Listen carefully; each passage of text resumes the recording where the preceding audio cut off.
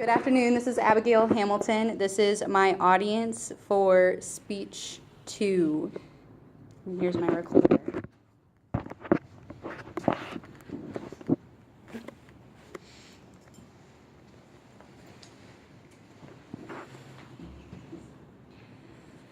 Okay, so I'm going to be doing my speech on women in the military.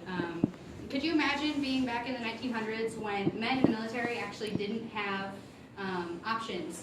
They were drafted into the military and they just had the women who either volunteered or they had to just be on the side of all the men that are drafted into the military. Today I'm going to talk about women in the military and how the military has changed since the very first female Marine. I have been in the military since 2013, and I have experienced a lot of different stuff of how women in the military have been affected since the 1900s all the way until present day. The three main points that I'm going to be hitting on is the first female Marine. I'm going to be hitting on women in combat, and I'm also going to be hitting on the percentage of men compared to women in the military.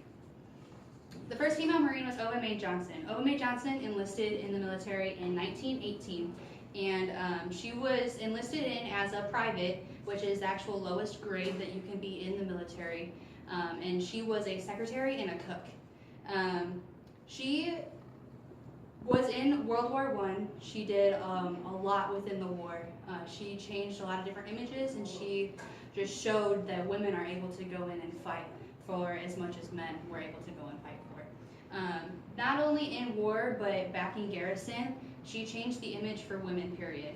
She showed that women are just as capable as men in many different things, in which now, in present day, there's millions of different women that are able to actually serve in the military, get out, and just do all sorts of different stuff. Next, I'm going to be hitting on women in combat. Women in combat is actually a big thing that has come into today's society and actually been questioned.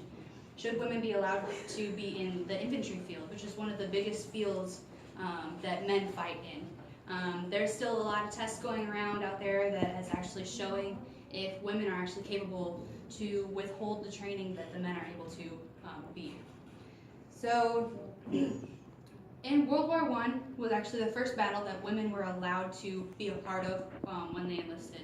They were only allowed to be nurses, or they were allowed to be support staff. Other than that, they weren't really able to do anything else. They weren't able to go out into the combat zone. They weren't able to actually fight the fight.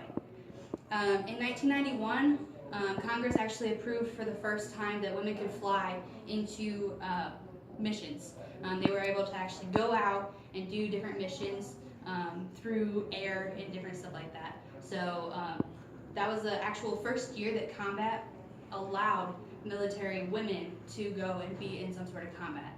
Then in 1993, women were allowed to be on combat ships. Before then, women were only able to be on non-combat ships to be the nurses. But now that women in 1993 were allowed to be on combat ships, it showed that they were able to kind of fight that fight with the men over on sea and different stuff like that, and just kind of show that they were able to do a lot of different stuff. In 2005, for the War on Terror, Sergeant Hesty was the first female to actually receive the Silver Star for a combat action ribbon. So that right there is just showing that she was able to put forth so much different effort in being within the combat, because you don't get just a combat action ribbon for not doing anything. You actually go out, you see combat, and you fight different stuff. Since then, with the wars in Afghanistan and the wars in Iraq, there has been 13,000 women that have been able to go over there and actually fight those battles.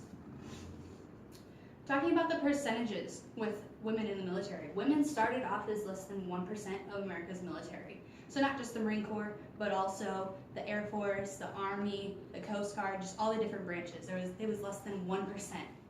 Now, present day, we're at 14.6% of all military, and 6.8% of the Marine Corps is actually women.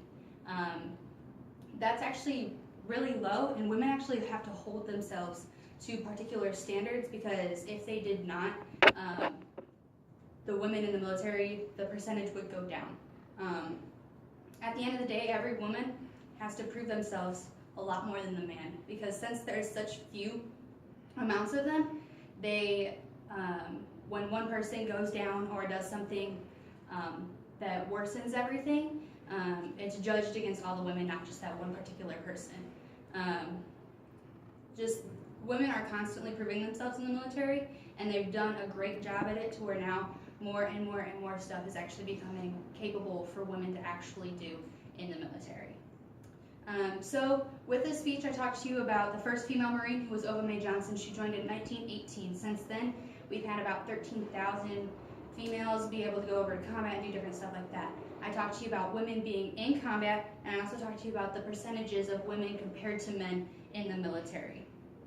Like I had stated earlier, I've been in the military since 2013. I've been able to experience some different situations going on with women in the military, and planning to stay in and be able to experience a lot more.